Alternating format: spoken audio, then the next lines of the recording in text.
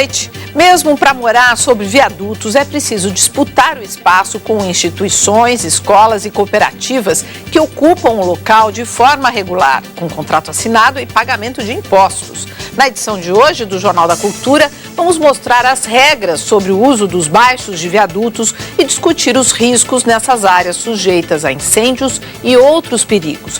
Hoje, só na cidade de São Paulo, mais de 100 viadutos estariam com a estrutura comprometida. Veja agora outros assuntos importantes desta quarta-feira. Relator do Mensalão condena líderes de partidos da base aliada, inclusive Roberto Jefferson, por receber propina em troca de apoio político. Menina de Santa Catarina que mostrou na internet problemas na escola onde estuda é acusada de calúnia e intimada pela polícia. Especialista em finanças explica como o trabalhador deve se preparar para a aposentadoria. Quadrilha comandava de dentro de presídios assassinatos, roubos e tráfico de drogas em João Pessoa, na Paraíba.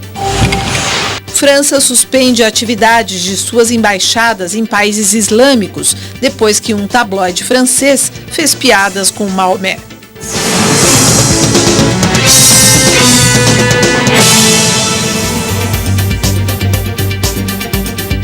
Participam do Jornal da Cultura desta quarta-feira Eduardo Muilaert, que é advogado e ex-secretário de Segurança Pública do Estado de São Paulo, e o Ricardo Senes, que é coordenador do Grupo de Análise Internacional da USP. Estudo levanta perfil dos 33 mil taxistas da cidade de São Paulo. O objetivo agora é melhorar a capacitação dos profissionais e torná-los prestadores de serviços turísticos. Davi é formado em Educação Física. Durante 21 anos, deu aulas em uma universidade particular. Mas quando chegou a hora dos filhos irem para a faculdade, precisou arrumar um jeito de engordar o orçamento. Foi quando o táxi entrou na sua vida. Foram 8 anos encarando a jornada dupla, professor e taxista. Eles entravam no carro e depois tomavam um susto. Falavam, professor, o que você está fazendo aí no táxi? Você é taxista. Você é taxista ou é professora? Eu falei, as duas coisas. Na realidade, sou um ser humano e estou desenvolvendo. Lá eu sou professor, aqui eu sou taxista. No final, Davi escolheu o táxi. Ele faz parte de um grupo de taxistas que tem ensino superior completo. Em São Paulo, eles são quase 11%. 53,5% tem até o ensino médio. A maioria tem idade entre 50 e 59 anos. Quase 41% estão há mais de 15 anos na profissão e trabalham muito, em média 12 horas por dia. Que o diga o seu Lourival, o mineiro encara o trânsito de São Paulo há 17 anos. Eu saio de casa às 5 horas da manhã e trabalho até umas 6, 7 horas da noite, é meu horário, minha rotina, meu dia a dia. A pesquisa da São Paulo Turismo também perguntou aos taxistas qual a principal dificuldade enfrentada na cidade. Errou quem pensa que é o trânsito. Esta foi a segunda opção. Em primeiro lugar, eles citaram o idioma. Isso mesmo, taxista é bom de papo, não é verdade? Mas falar apenas português não é suficiente. Por isso, o perfil desses profissionais começa a mudar. Quase 30% falam outra língua. 1,3% japonês, 9,2% espanhol e 14,7% inglês. Hi, Mike. You alright? A segunda língua ampliou a agenda de clientes de Jaime. Pelo telefone, ele combina de ir buscar um britânico no aeroporto. O inglês ou outro idioma que seja, ele vem para aumentar a qualidade desse serviço. Com os dados levantados pelo estudo, a empresa de turismo e eventos da cidade de São Paulo planeja investir ainda mais na capacitação dos taxistas. E com a aproximação dos grandes eventos que virão aí pela frente, é fundamental que ele esteja cada vez mais bem preparado e o idioma é fundamental. Não só inglês, mas outros idiomas também, até porque receberemos turistas do mundo todo. E os taxistas já apostam que a Copa do Mundo vai ser um golaço. Ok, see you soon. Bye. Tem que cuidar do horário, da carga horária do trabalho dos taxistas, porque eles trabalham muito, o trânsito é perigoso, eles ficam cansados. Eu cansei já de pegar motorista com jornadas aí de 14 horas e isso faz parte do dia a dia deles, não é? É verdade. Agora, que melhorou o nível deles? E eu comentar isso, é uma classe muito organizada, eles conseguiram conquistar uma qualidade de trabalho razoável no sentido de tarifa, de organização dos pontos, é realmente um setor que é organizado. Ele tem um contraponto, a frota é muito nova, né? A frota aqui dos táxis de São Paulo é muito nova, é muito isenção, né? São todos incentivados a trocar de tempos em tempos, tem um ganho inclusive na troca, porque compra com isenção e depois pode repassar, etc. Enfim, é um mercado bem organizado, a categoria bem organizada. Qual é um problema disso aí? Eles conseguem pressionar muito as tarifas. E na média nacional, a tarifa do táxi em São Paulo é alta. Mesmo que você comparar com o Rio de Janeiro, comparar com outras cidades, é uma tarifa relativamente alta. Então, tem um custo toda essa qualidade que a gente tem aí nos carros, no motorista, etc. Agora, essa solução, ou seja, de pegar, nós temos essa opção na cidade, vamos chamar assim, política, de aproveitar esse ganho, esse custo e esse ganho em termos de qualidade, para ampliar a qualidade do serviço prestado, que nós estamos vendo, virar agente de turismo ou coisas. Principalmente para turismo de negócios, né, que se chama. Aqui em São Paulo tem um monte. Isso eu acho que seria uma saída boa, já que é caro e de boa qualidade, que multiplique o uso desses como profissionais. disse a Andresa na matéria, o taxista sempre é um bom papo, é bom de papo, sabe de tudo. A gente mede, né, a temperatura ali da cidade, no sentido do que está acontecendo através deles. Não, e você sabe que eu tive, por exemplo, esse fim de semana no Rio, fui ver o Rio Arte, e andei bastante de táxi, e notei que os taxistas do Rio, que era um grupo meio complicado, melhorou muito. Eles estão muito mais solícitos, mais educados. Eu pedi uma informação sobre um lugar, disse: olha, eu não sei, mas eu vou estudar para da próxima vez eu poder dar informação. As tarifas legal. Subiram um pouco também, já não é tão barato o táxi no Rio, mas é um serviço essencial. Aqui em São Paulo, hoje em dia, a gente não vive sem o táxi. Quer dizer, com os corredores, etc., para chegar a alguns lugares só de táxi. Ótimo. Agora, só assim, fazendo um contraponto a tudo isso que a gente está dizendo, que é muito positivo, lembrando uma matéria que a gente mostrou aqui outro dia sobre a máfia dos alvarás, não é? Que tem gente que vive do aluguel de alvará, não é taxista, não trabalha, mas aluga o seu alvará para você ter um táxi sei lá, no aeroporto de Guarulhos. Custa hoje 300 mil reais, é super caro. E não tem, parece que, novos alvarás. É uma coisa... Agora, é interessante isso, que é quase que uma profissão hereditária, não é? Também no domingo andei com uma taxista, esse é outro fenômeno, há muitas mulheres hoje taxistas, que vem de uma família inteira de taxistas, o marido, o pai, os irmãos. Quando é assim, tudo bem. Agora, quando você... quando novos profissionais, novos candidatos aí a ter o seu táxi na cidade não pode, porque não tem mais alvará, e quem não trabalha mais. É um mercado disputado. Não é? Mas a impressão é que essa organização que permeia aí a distribuição de táxis, de pontos, de alvarás, etc., ela está mais para uma boa regulação do que para vamos dizer, um conjunto de máfias que controlam o sistema. Acho que esse é um dos sistemas que funcionam razoavelmente bem. É muito diferente, por exemplo, da área de ônibus, que aí sim a governança é muito mais complicada, ou mesmo das peruas, etc. Os motoristas de táxi, em geral, isso que o Milete falou, eles são muito... É muito gostoso fazer uma viagem de táxi, assim, com quem conhece bem a cidade. Mais de 100 viadutos da cidade de São Paulo estariam com a estrutura comprometida, um grave risco para famílias que vivem embaixo dessas construções. Gente desabrigada com histórias para contar. Bruna tem 22 anos, 2 filhos e nenhum lugar para ficar. A casa que a família vivia há 5 anos aos pés de um viaduto na favela da Estação, zona leste da capital, queimou em um incêndio no mês passado. Tudo que eles tinham virou cinza. Eu só vim, peguei meu filho que estava dormindo, puxei pelo bracinho dele aqui assim, ó.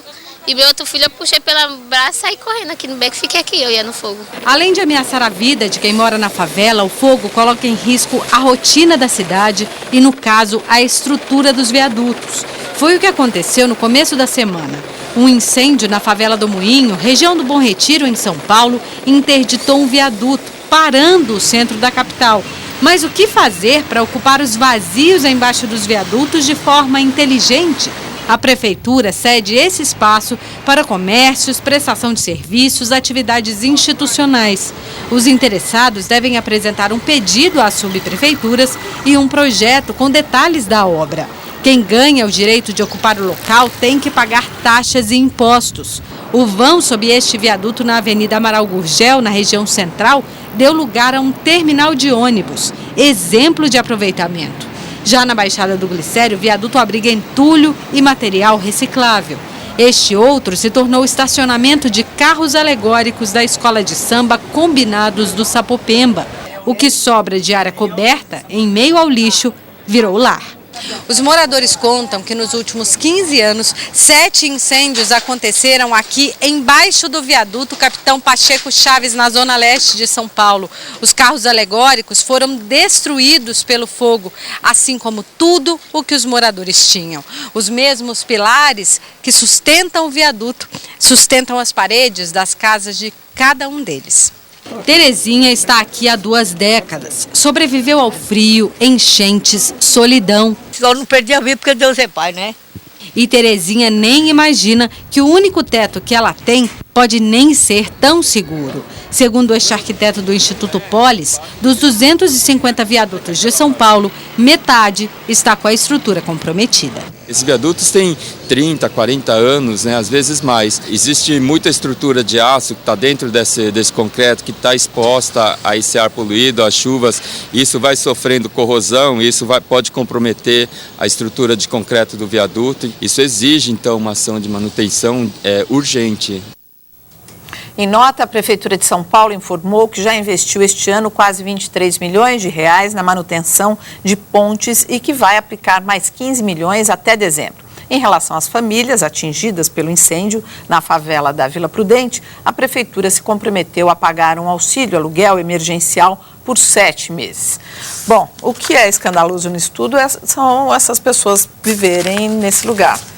Outro dia a gente até comentava se o caso era criminoso ou não, no caso do incêndio na favela, embaixo do viaduto. O problema são essas pessoas há tanto tempo viverem desse jeito, nesses lugares. Olha, bom. É uma cidade com esse déficit habitacional que a gente tem, né? São Paulo é uma das cidades com maior déficit habitacional. É muito difícil você imaginar que esses espaços que têm algumas vantagens de ser protegidos da chuva, da intempérie, etc., não sejam ocupados, né? Então, mas de qualquer maneira tem um avanço importante, né? Se a gente olhar a cidade nos últimos 20 anos, a situação de ocupação irregular embaixo das pontes era muito maior, né? Então esse uso diversificado que tem se dando, eu acho que mudou bastante. Você acha que melhorou? Melhorou razoavelmente. Qual que é o seu Olha, é só ver o exemplo. A matéria mostrou o número de atividades que passaram a ser desenvolvido em uma série de espaços embaixo de viadutos, ou feiras livres, ou esses espaços para reciclagem. São exemplos, né? Porque um giro mais atento, Cenis, você vê que ainda muita gente está ocupando esses lugares. Por exemplo, hoje embaixo do Minhocão você não vê, até outro dia um taxista falou assim, eu acho que é por causa das eleições, que não tem mais, porque era assim, eram moradias e moradias. Mas embaixo do Minhocão foi uma área que eles recuperaram. Era uma calçada que era tremendamente mal frequentada. Desocupa, pois estou dizendo, numa cidade como essa, você desocupar, você tem que dar um outro uso que seja um uso compatível com a própria, vamos dizer, a função da pública do espaço. Pois é, mas se essas pessoas também você tira de lá, elas têm que estar em algum lugar. Agora, é uma questão difícil, porque eu entendo o problema de moradia, tudo isso, mas essa ocupação irregular do espaço público é uma coisa muito daninha para a coletividade como um todo. Eu cito um exemplo, a porta da Faculdade de Direito. Agora parece que afastaram aquelas pessoas. Se entrar lá para assistir uma aula, uma palestra, etc., tinham 20 moradores, um mau cheiro insuportável, fazendo todas as necessidades na calçada, num espaço nobre, que foi um território livre, onde se fazia comícios políticos ali, onde aconteceu tanta coisa. Chegar nessa degradação é a degradação de São Paulo. Eu acho que isso, inclusive, reflete num panorama eleitoral. A gente ainda pensa nos políticos tradicionais, talvez a população esteja procurando políticos alternativos que reflitam essa esculhambação da cidade. Então, eu acho que a gente tem que procurar caminhos, mas caminhos de restauração da dignidade para todos, quer dizer, para o morador de rua, mas também para quem frequenta a rua. É verdade. Depois do filme norte-americano Anti-Islã, foi a vez de um periódico francês provocar os muçulmanos. O tabloide publicou caricaturas ridicularizando Maomé. Em uma delas, o profeta está nu. O governo francês criticou a iniciativa e anunciou o fechamento preventivo de embaixadas e escolas em 20 países. Os franceses acordaram nesta quarta-feira com exemplares do tabloide expostos nas bancas de jornais. Na capa, a caricatura de um judeu ortodoxo empurrando uma figura de turbante numa cadeira de rodas. O título é Intocáveis. A série de desenhos preocupou o governo de Paris, que reuniu representantes muçulmanos e autoridades. A França tem a maior comunidade islâmica da Europa, cerca de 5 milhões de pessoas. O presidente do Conselho Muçulmano francês chamou a charge de provocação e pediu calma aos religiosos. O ministro do Interior francês, Manuel Valls, cobrou liberdade de expressão com responsabilidade. Policiais foram colocados na porta do prédio francês onde funciona o periódico. Este cartunista, que trabalha na empresa de comunicação, comentou que os desenhos são apenas uma forma de expressão, assim como as câmeras e computadores para os jornalistas. Já o editor do periódico foi além. Podemos criticar a extrema-direita católica sem problemas, mas não podemos fazer isso com os muçulmanos fundamentalistas. Está claro que há uma regra errada que nós não vamos respeitar. O primeiro-ministro francês condenou a publicação e anunciou o fechamento temporário de embaixadas e representações em 20 países muçulmanos como medida preventiva. No Líbano, a residência do embaixador foi cercada por soldados e tanques. Teme-se que as caricaturas provoquem uma nova revolta muçulmana. Há mais de uma semana, representações diplomáticas americanas estão sendo alvo de ataques em resposta ao filme produzido nos Estados Unidos que ridiculariza o profeta Maomé. Até agora, 30 pessoas morreram nos confrontos em pelo menos 7 países, entre eles o embaixador americano na Líbia. Só acrescentando mais uma informação a essa notícia, os governos árabes estão pressionando o YouTube para bloquear o acesso ao filme anti-islâmico. A companhia americana aí alega que está tentando atuar nos lugares onde esse material é considerado ilegal, mas ainda não existe uma ação. O último país, pelo que eu li aqui, é a Arábia Saudita, que se juntou aí à lista dos países que pedem, dos países que estão pedindo a suspensão do vídeo no YouTube. Bom, gente, a minha pergunta é o seguinte, essa revista com esses cartoons, tem que ter alguma medida numa hora que está tudo à flor da pele, que a situação está ali por um fio, aí o cara vai e cutuca mais a ferida, tudo bem a liberdade de expressão, mas não tem que ter alguma medida para esse tipo de manifestação? Eu diria que é uma questão difícil, porque o Charlie Hebdo é tradicionalmente uma revista de provocação, uma revista satírica, se envolveu em inúmeras encrencas ao longo da vida. Em novembro, por exemplo, do ano passado, ele fez já piada com o Maomé, jogaram um coquetel molotov na redação, ele fazia um deboche enorme com os próprios políticos franceses e não sei se vocês repararam, a questão dos intocáveis, né? Quer dizer, a capa é um judeu ortodoxo empurrando Maomé na cadeira de roda e o Intocáveis é um filme francês que parece que o único filme francês indicado para o Oscar, que é a história do tetraplégico que arranja um assistente e que se dá muito bem, que muda a vida dele. Então, digamos, é um jornal satírico, uma espécie de um pasquim, que não respeita nada, e é respeitado porque não respeita nada. Agora, o que a gente vê é que tanto o governo francês como o governo americano estão no maior embaraço, porque são situações que estão provocando uma explosão incontrolável e que, por outro lado, eles não podem condenar a liberdade de expressão. Agora, nos dois países, nos Estados Unidos abriram um inquérito para descobrir quem é esse cidadão que fez o filme. E na França abriram um inquérito também contra a divulgação da charge. Então, estão procurando essa situação de equilíbrio, mas, por exemplo, o governo francês é obrigado a fechar na sexta-feira, o dia do Ramadã, a embaixada em 20 países árabes, e as escolas, e ter que cercar a casa do embaixador. Nós estamos vivendo o mundo está muito esquisito, essa que é a verdade, não é? Ontem um amigo comentou que eu achei assim muito pertinente a observação dele. Eu falei assim, você não está achando que o mundo está muito esquisito, está tudo estranho? Ele falou assim, eu acho que o mundo está na TPM, ninguém está aceitando nada. Está uma coisa assim, tudo à flor da pele. E por falar em mundo, né, um possível conflito China com o Japão, que também pode ter consequências tenebrosas para o mundo. Estão dizendo aqui, há uma diferença grande entre o filme americano e a capa da revista francesa. Eu acho que tudo é uma provocação. É difícil mesmo imaginar que o Ocidente consiga, de alguma maneira, restringir a liberdade que foi conquistada nesse espaço do mundo em termos de liberdade de expressão individual. Agora, que isso tem consequências internacionais óbvias, num ambiente, né, que está absolutamente tensionado no Oriente Médio, é verdade. Agora, não dá para o governo, nem o francês, nem o americano, cercear a liberdade interna. Não cabe a ele fazer isso, né? Veja a seguir os passos para planejar a aposentadoria e ainda a menina catarinense que mostrou os problemas da escola na internet é acusada de calúnia e difamação.